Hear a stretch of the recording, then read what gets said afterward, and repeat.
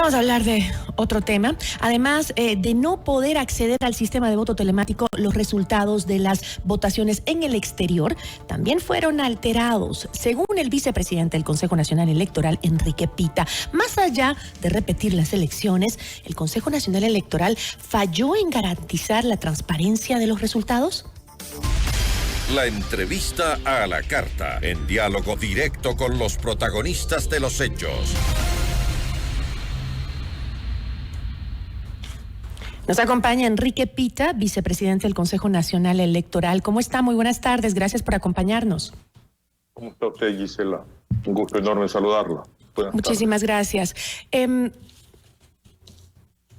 Enrique, usted reveló que en las circunscripciones de los Estados Unidos, Canadá, hubo 92 actas con inconsistencias, la mitad de las generadas. En Europa, Asia y Oceanía, 244 actas, el 65%. Y en Latinoamérica, Caribe y África, 23 actas, es decir, el 29%. Explicó que estos errores fueron producto de varios ataques que recibió el sistema.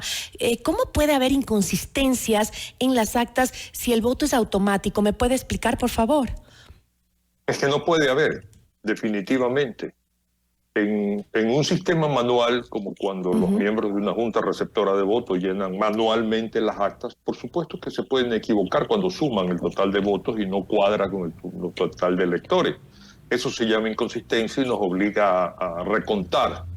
Pero en un sistema electrónico como esto, en un sistema de esta característica, no puede haber inconsistencias numéricas. Se entiende que definitivamente no. Entonces, si bien es cierto, teníamos ya un problema o se presentó un problema cuando se saturó el módulo de acceso de los electores que se habían inscrito para utilizar esta alternativa de votación. Al final, cuando ya se comienza a registrar la votación que se había producido por parte de los ecuatorianos que sí habían podido acceder, aproximadamente el 40 y algo más por ciento, se encuentra que hay actas que tienen inconsistencias numéricas, es decir, no cuadran en el número de votos o en la cantidad de votos respecto a la cantidad de electores que en un momento dado se producía. Esto era imposible que se dé, pero se dio. Ahora estamos hablando de unas elecciones presidenciales. ¿Cómo es que el Consejo Nacional Electoral no se percató de las fallas que podía tener el sistema? Bien, en primer lugar, es importante, para efecto de no desprestigiar el sistema, hay que tener claro de que ya era una alternativa que había tenido ya aplicaciones en procesos anteriores. Por ejemplo, en el 2021 ya hubo un plan piloto en Phoenix, Arizona.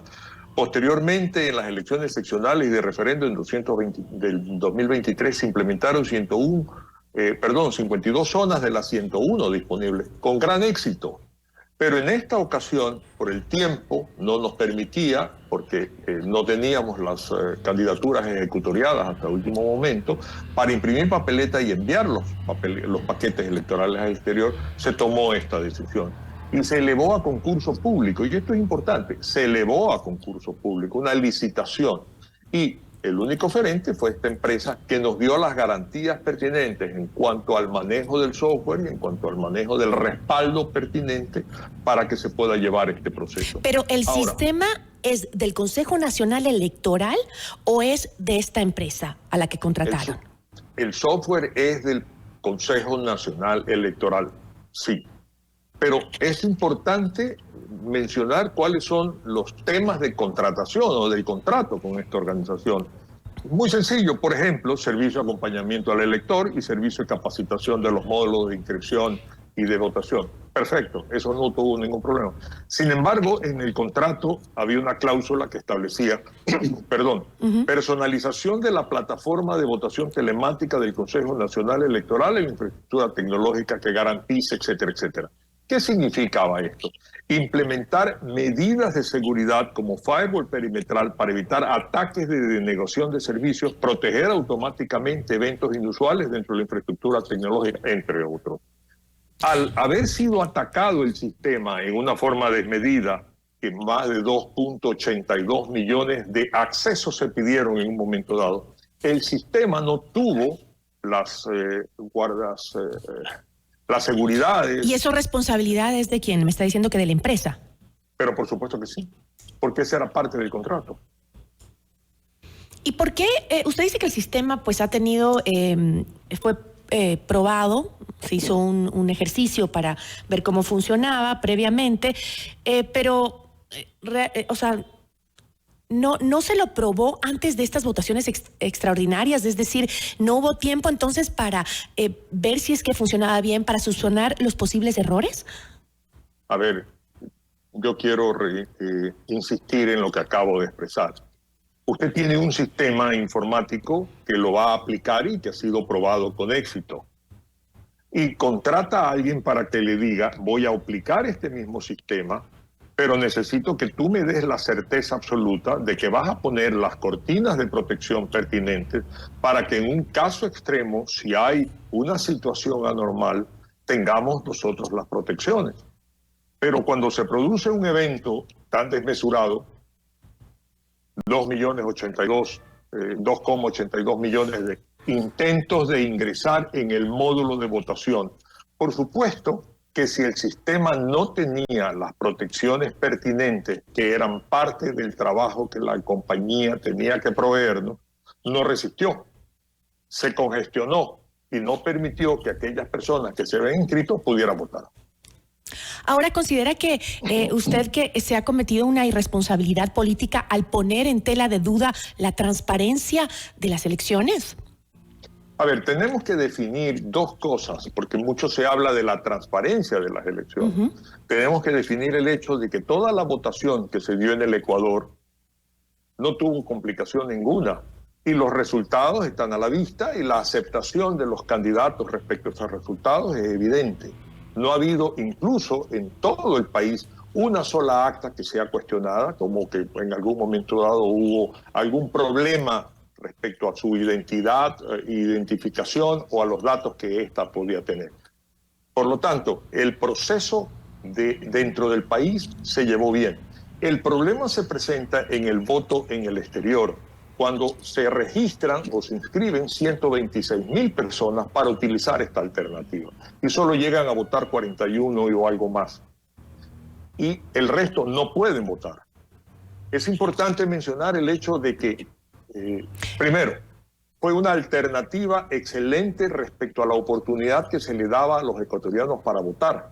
Cuando normalmente votan 90,000 de casi 400,000, que son los que están inscritos para votar en el exterior. ¿Cómo puede decir que es excelente si fracasó? O sea, si es que realmente tuvimos tantos ataques, es decir, que no hubo transparencia porque fue vulnerado el sistema. He dicho que la alternativa era excelente, no que el sistema era excelente, no que el contratista o el contratante o el que tenía que llevar. Y un contrato que costó más de $800,000, ¿no? ¿no? Es excelente. Y en un contrato que costó más de $800,000 solo para soporte técnico y acompañamiento del voto telemático en el exterior. Y también usted dice que es responsabilidad de la empresa porque ellos tenían a su cargo el control para evitar vulneraciones al sistema, ¿no? Es correcto. Ahora... Y permítame definir algo antes de que me haga la siguiente pregunta. De un contrato de 800,000 se entregó un anticipo de $300,000, que es en definitiva el valor que hoy será parte de todo un proceso de reclamación por parte del Consejo Nacional Electoral respecto a los incumplimientos de la empresa. Usted ha dicho que se alteraron los resultados de las elecciones. Eso es una declaración súper grave que nos preocupa a todos por el hecho de que se pone en riesgo la democracia en el país, ¿no? ¿Qué implicaciones tendrán estas declaraciones sobre la alteración de resultados? A ver, vuelvo a insistir, Gisela, respecto a dividir este asunto. Estamos hablando de la votación en el exterior. Es grave que un voto de un ecuatoriano no sea reconocido cuando después o sea alterado, ¿verdad? Estoy totalmente de acuerdo con el hecho de que es grave cuando la votación en el exterior se corrompe en términos de dañarse, ¿verdad? Cuando de 126,000 personas que se inscriben solo alcanzan a votar 40,000. Eso es grave, definitivamente, y estoy totalmente de acuerdo. Pero hay que identificar claramente el problema en este sector y no en todo el proceso, porque también pudiera pensarse que el proceso tradicional y normal que hemos llevado en el país cuestiona los triunfos que ya son reconocidos de las personas que pasan a la segunda vuelta. ¿Y por qué le insisto en esto, Enrique? Le insisto porque no es la primera vez que usted hace este tipo de declaraciones en procesos electorales, alterando mucho la situación y preocupando a la ciudadanía, obvio, con lo que puede pasar. Y que al final no llegaron a nada. Por ejemplo, ¿qué pasó con sus declaraciones en febrero de este año que denunció la presencia de un doble centro de cómputo de actas en Guayas para las elecciones seccionales? Al final no quedó en nada, no pasó nada, pero son denuncias que preocupan frente a la posibilidad del debilitamiento de nuestra democracia. Respecto a esta situación que usted está comentando, definámoslos también en dos áreas, el área electoral y el área judicial. Se presentaron las denuncias pertinentes en Fiscalía y el fiscal concluyó que gracias al hallazgo, al descubrimiento de esta área, se impidió un fraude. Y ahí se quedó, porque esa fue decisión del fiscal. Y si el fiscal no fue más allá, obviamente dijo, hay otros delitos que hay que seguir impulsando. Y eso ya corresponde al Consejo Nacional Electoral. Segundo, el tema todo el personal que estuvo involucrado, comenzando por el director de la delegación, fue despedido, fue reemplazado, ya no están. Y se han tomado todos los recaudos pertinentes en lo técnico, en lo organizacional, obviamente, y en lo logístico, para que una circunstancia de estas no pueda darse. Por el exceso de confianza muchas veces en las autoridades, o porque no se había evidenciado una situación como esta, era necesario que en algún momento dado, cuando se presente esto, se tomen las seguridades que ya se han tomado. Pero Enrique, ¿no cree que este tipo de situaciones hacen ver que el Consejo Nacional Electoral es incapaz de blindar las elecciones de ataques informáticos o de intentos de fraude? Realmente es un tema que afecta a la imagen institucional y yo estoy totalmente de acuerdo. En la medida, por supuesto, que se magnifique, obviamente que afecta mucho más. En la medida que se entienda que es una situación aislada, que no afecta un resultado general, por supuesto que no lo afecta tanto. Así que yo creo que es importante medir un poco el comentario, o por supuesto la percepción, más que comentario, respecto a una situación como esta. Sí, es grave, como le dije hace un momento, un voto no se puede no se puede dislarle a un ciudadano ecuatoriano. No se puede dejar o denegar el derecho de un ecuatoriano que se inscribió para votar. Sí, señor, es grave. Es grave y obviamente la institución tiene que seguir las acciones pertinentes respecto a quién tiene la responsabilidad por acción u omisión de que esta situación se haya presentado. Y no solo eso, Enrique, también Carla Cruz, que es virtual asambleísta del exterior por Construye, presentó una noticia criminis por presunción de usurpación de funciones de la Junta Especial del Exterior al declarar la nulidad de las votaciones en el exterior. ¿Tiene el Consejo Nacional Electoral una base legal para poder repetir las elecciones, como le está haciendo? Pues sí, señor. Quiero hacer referencia a dos artículos de la ley en cuanto al hecho de que estamos conversando. Se declarará primero la nulidad de las votaciones, este es el artículo 143 del Código de la Democracia en su numeral 3. Se declarará la nulidad de las votaciones en los siguientes casos, y me voy a referir al numeral 3, si se comprobara suplantación, alteración o falsificación de registro electoral o de las actas de escrutinio. Por otro lado, tiene usted el artículo 148 que dice, si de la nulidad de las votaciones de una más parroquias o zonas electorales dependiera el resultado definitivo de una elección, de manera que una candidatura se beneficiara en detrimento de otra, esto es muy importante tenerlo presente porque es parte de la argumentación de quienes se sienten perjudicados porque con la votación que se generó ya podrían tener expectativas de triunfo. Entonces, repito, de manera que una candidatura se beneficiara en detrimento de otra u otras, el Consejo Nacional Electoral dispondrá hasta dentro de 10 días que se repitan las elecciones, cuyas votaciones fueron anuladas. Hay un marco legal para el efecto. Ok, y la noticia criminis de Cruz, de Carla Cruz, ¿contempla alguna responsabilidad jurídica o no? Bueno, ella tiene, y todos tienen derecho a plantear todas las demandas posibles, cuestionamientos posibles, y tendrá que resolverse en los niveles que corresponden. Si es en el caso legal, en el caso legal; si es a nivel del Tribunal Contencioso Electoral, a nivel del Tribunal Contencioso Electoral, y le corresponderá a las autoridades superiores, quienes representan el Consejo Nacional Electoral, responder. Ahora, hablemos de la empresa que ha tenido muchos cuestionamientos, la que fue contratada para el servicio del voto telemático en el exterior. Ya nos dijo que la plataforma es del Consejo Nacional Electoral. Ahora, la empresa, según entiendo, no estaba registrada en la Superintendencia de Compañía y en el Servicio de Rentas Internas. Su gerente, Eduardo Arias, y un socio actualizaron la actividad de la compañía apenas 2 meses antes de las elecciones. ¿Cómo el CNE hace una contratación por $800,000 o más? Y para dar un servicio que es tan importante para la democracia del país a una empresa que al parecer no contaba con las garantías necesarias. Primero, no fue una contratación a dedo, fue una contratación elevada a un concurso público, una licitación. Una empresa que está registrada para el efecto, para los términos de referencia que se plantearon por parte del Consejo Nacional Electoral, está registrada en el CERCOP. Y fue la única empresa que presenta una oferta.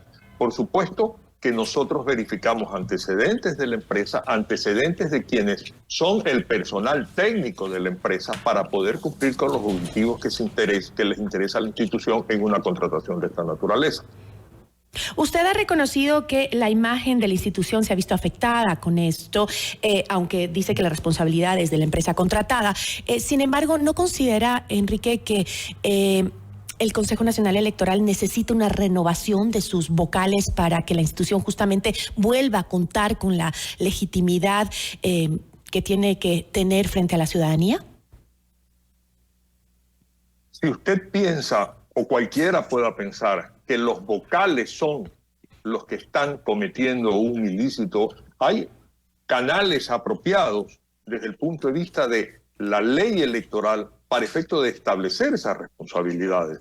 Nosotros como consejeros estamos sujetos, de acuerdo a la ley, a cualquier tipo de acción, siguiendo, por supuesto, los canales. Contraloría, por ejemplo, el aspecto judicial, Tribunal Contencioso Electoral. Nuestras acciones están reguladas por el Código de la Democracia. Obviamente, tratándose de una actividad de mucha confianza y credibilidad, también es cierto que al final del día el Consejo Nacional Electoral, como Consejo Nacional Electoral, está expuesto a una cantidad de versiones, teorías, opiniones que buscan de alguna manera deslegitimar nuestra gestión, de alguna manera también deslegitimar los triunfos y de alguna manera también justificar las derrotas. Y eso es entendible y es parte del juego de la democracia de este país. Bueno, en este caso hay unas elecciones que se han tenido que repetir por justamente los problemas que se dieron. Yo le agradezco mucho, Enrique, por habernos acompañado en esta entrevista. Siempre a sus órdenes. Enrique Pita, vicepresidente del Consejo Nacional Electoral. Notimundo.